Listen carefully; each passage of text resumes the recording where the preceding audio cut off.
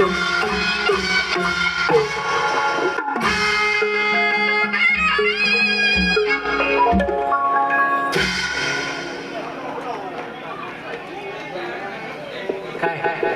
ပြီးတို့မြန်မာလူမျိုးတွေသိပါတယ်ကကူကြီးရများတယ်မြန်မာမအပကဘာမဒီလိုမန်းတဲ့အလှဆိုတော့မရှိပါဘူးလို့နော်ဒုပရိသတ်များဒါကိုရှလောင်လေးရောက်လာငွေတောင်းမှမဟုတ်ပါဘူးပရိကေယ8ပါးထောက်ပံ့တဲ့အခန်းလို့ကျွန်တော်ပြောပါရစေအဲ့ဒီအချိန်မှာငွေ1500ကျွန်တော်တို့မြန်မာလူမျိုးမနှမျောပါဘူးနော်ဒါကြောင့်တစ်ချက်တစ်ပြအမြတ်ထားပြီးတော့ထဲ့ဝယ်လူတန်းကြပါဦးလို့ကိုရှလောင်းလေးငွေစုံကမထွက်ခင်မှာဟောဒီပွဲကတော့အောက်နဲ့ဒီပြင့်တဲ့ပွဲမုံပြူမုံနီ9ကျော်နှစ်ဖက်ကွန်းရအာသောကမင်းတရားကြီးနဲ့ဆက်နေတဲ့ဟောဒီကတော့ပွဲဟောဒီပွဲကမန်းတက်ဆောက်ရင်ဟောဒီမုံပန်းသူပါတယ်ဗျာမုံပြူ9ချက်မုံဒီ9ချက်ကျုပ်မပတ်တာခင်မှာတာကိုရှလောင်းလေးအားကျုပ်တပည့်လက်မှာဖြစ်ပါတယ်ကဲကိုပေါ့ကျော်လူမင်းကောင်ခေါ်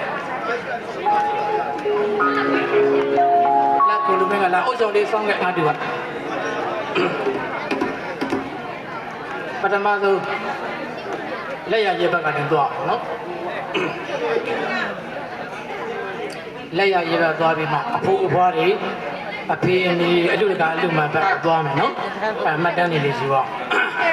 ကဲအားလို့ဆိုတော့ရှစ်တော်မျိုးတော်ကမြို့လေကမန်းတဲ့အရက်ကကုသိုလ်ဆိုဒီနေရာမှာရတာ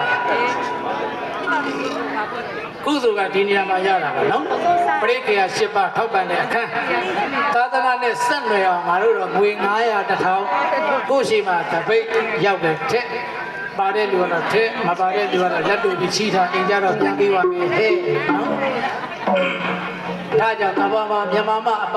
ဟောဒီသာသနာဝဲတွေမရှိဘူးလို့ကျွန်တော်ရေရေကြီးပြောပါရတယ်တကင်ကိုတော်မိုင်းပြောခဲ့သလိုပဲ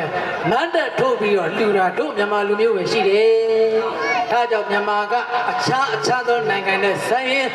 ဗုဒ္ဓဘာသာမြန်မာနိုင်ငံမြန်မာလူမျိုးဖြစ်သည့်အတွက်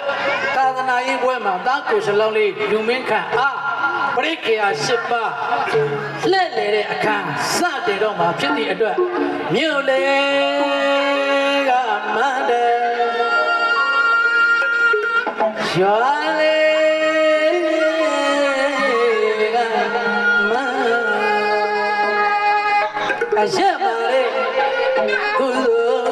လ်ကြောင့်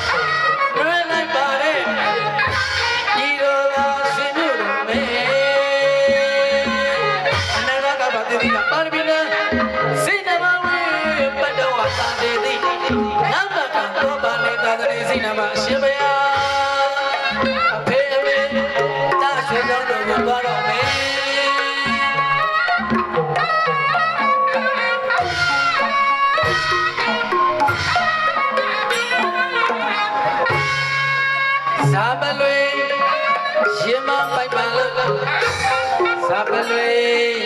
အမေယမပိုက်ပါလို့စာပလွေယမထားပါလို့ကြောင်းတော်ကို